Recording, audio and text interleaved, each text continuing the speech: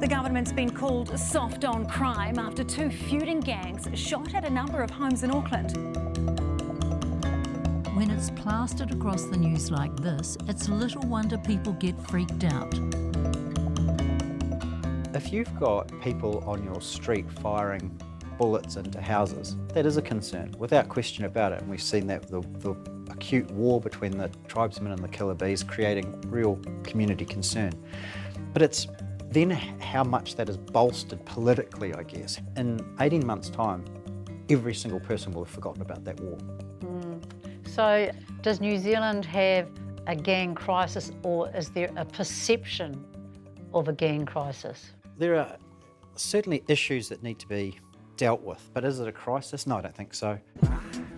Riders on the storm. Yet come election time, and we're not far off that, the call for law and order gets louder, the community freaks out, politicians respond. So I have a message for all the gangs threatening New Zealanders. My government will not stand for it. We want to drive their criminal activity out of the community completely. And we, the media, turn up the heat.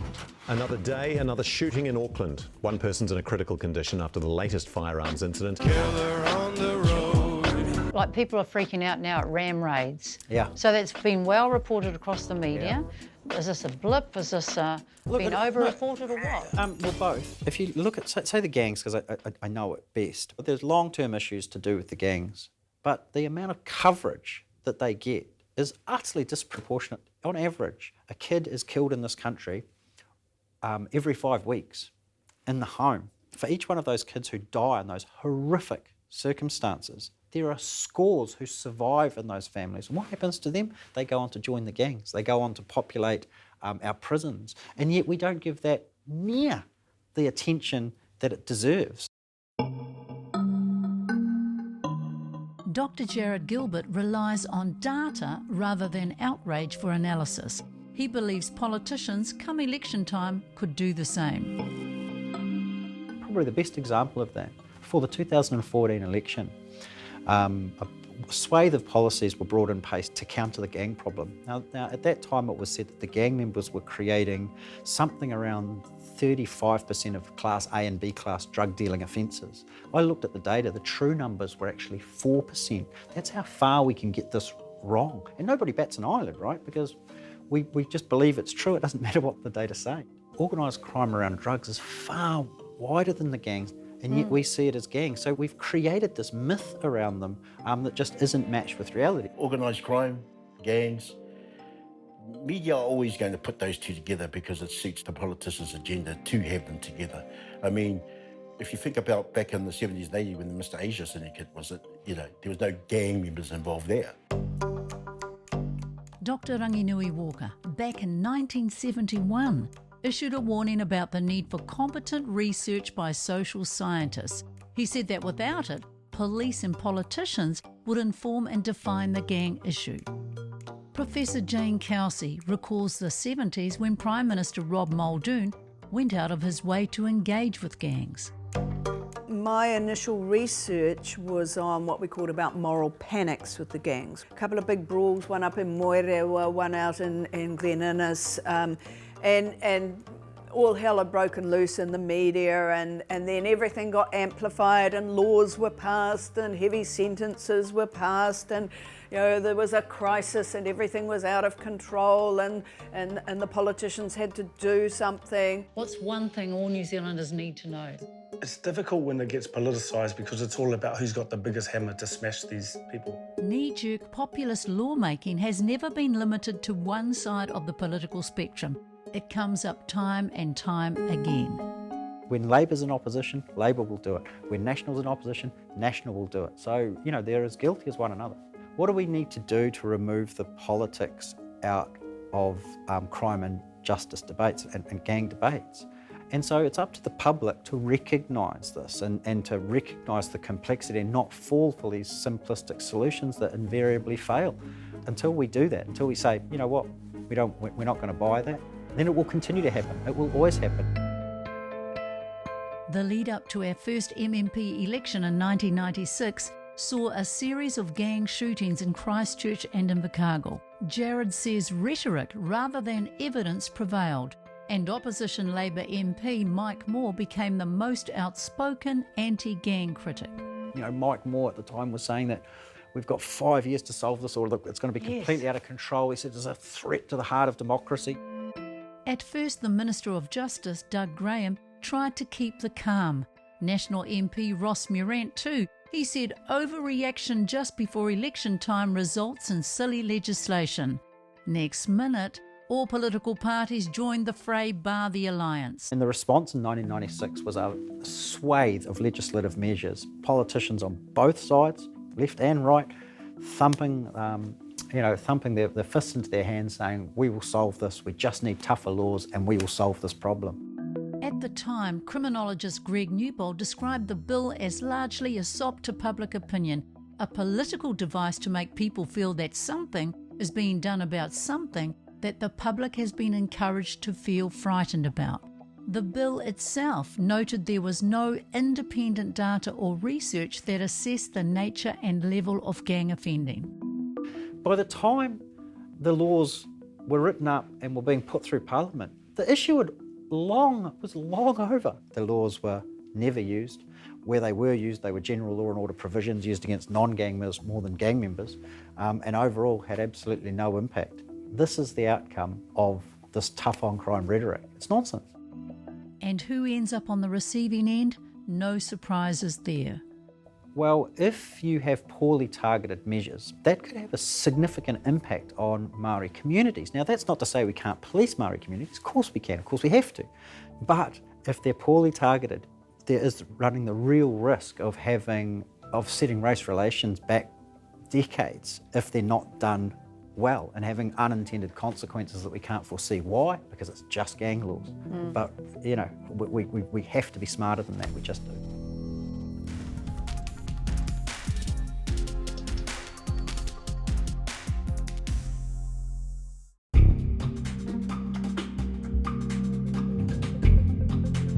Gun violence is now part of gang warfare.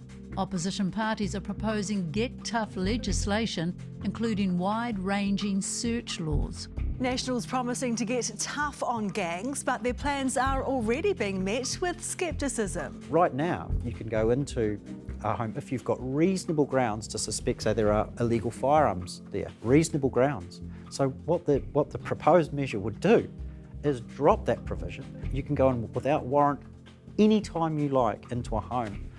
Well, I mean, you don't have to think for very long to see the possible ramifications of that, again, particularly within Māori communities. I mean, that is an extraordinarily powerful and intrusive law that we will give to the police because it's gang law. So that's like reasonable grounds and then unreasonable grounds? Well, under the proposed provision, you can just go in on any grounds, no grounds. The potential abuse of that and the spread throughout those communities of a gang member staying with auntie or uncle or cousin or whatever, it's a step too far. It really is. But these are the types of solutions we get when we just say it as law and order.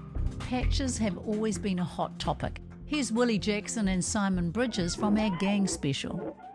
We've got a problem like never before. It does require tough response. I make no response. What is it tough? I tell you, I think it does. I think it involves banning gang pictures because I think they intimidate. Well, good for you, but most New Zealanders agree with me. I'm just saying that if you most New Zealanders agree with me. I think it involves. It's an old strategy. No, it's not. We've never done it. No, but everyone's always talking about it. And we have never had the problem like we do today. It's unique to New Zealand, actually, that our large street gangs, which are by far the biggest number in New Zealand, wear back patches. So internationally, street gangs don't wear back patches, right? The former head of the organised crime squad said, look, if our crooks want to self-identify, that's kind of useful for policing, right?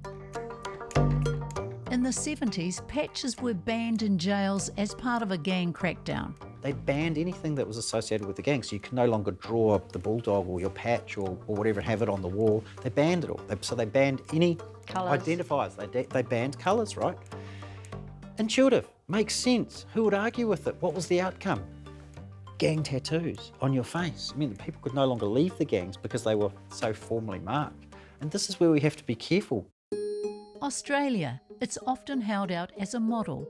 79 pieces of legislation were passed within 10 years that in some way targeted gangs. But studies since suggest the stated objectives weren't achieved. And what's more, there's criticism around unintended consequences and the punitive impact on Indigenous Australians. What would tough on gangs, tough on crime look like anyway? Well, we've seen throughout history where we've taken a tougher approach, right? And if you look at the response to the protesters, say in the 1981 Springbok tour, versus the approach that was taken outside Wellington, I think we would prefer the response that was taken at Wellington. If you want to go back to that, where we want the police to just go in with extreme violence, people might forget how that divided a community, far more so than we're divided now. So, look, again, it kind of sounds good. The practicalities of it are a nonsense. And we're lucky that the police actually are strong enough and independent enough to sort of resist some of this nonsense. They're not immune to it, but they're in pretty good shape at the moment. We've never taken more assets, recovered more firearms, laid more charges for drug dealing than we are at the moment. So we are doing all of that. That's the police. So what about the role of the media? How constructive are we in the national conversation? You could set up a very robust checkpoint with 30 police officers, right, whereby you control... So 30 police officers are going to be able to tell 250 gang members, don't hang out anymore, take off your gang patches, and you think that the gang is going to listen to them? If you stop the gangs, and by the way, part of the problem is that they're not... They've become it's such a permissive environment for them that they're operating with impunity. I think overall, we're pretty well served in New Zealand by the media, but without question, the gangs are overreported. Crime is overreported. 1 in every 5 articles has something to do with crime and justice. It's very easy if you just look at the media to think that things are going to hell in a handbasket. The long-term crime trends are down, and substantially down. Very few people know and understand that. Something else that's barely reported is a drop in youth crime rates and numbers of young people being charged. Even the murder rate over time, averaged out, is down, substantially down. No one would know that. Jarrod's point is the need for laws to be based on robust data. We can prove what the outcomes were from those attempts, and yet clearly we're not learning our lessons. Although, look, I have to say, in fairness, the government has been forced to respond here in the same way the government was forced to respond back in 1996. As we enter into another election cycle, the get tough on crime rhetoric is ramping up. And the lesson, Dr Gilbert says, is to not fall back on the tried and untrue. I would suggest that just like the justice or corrections or police ministries, that education and health are just as important tools in the toolbox. But this is sort of long-term thinking, and in a political environment like this, when it comes to gangs, it's short-term, it's quick fixes, it's immediate law and order. The broader, more sophisticated thinking is absent, and that's why we have conversations just like this sort of every 3 years, don't we, and lead up to elections.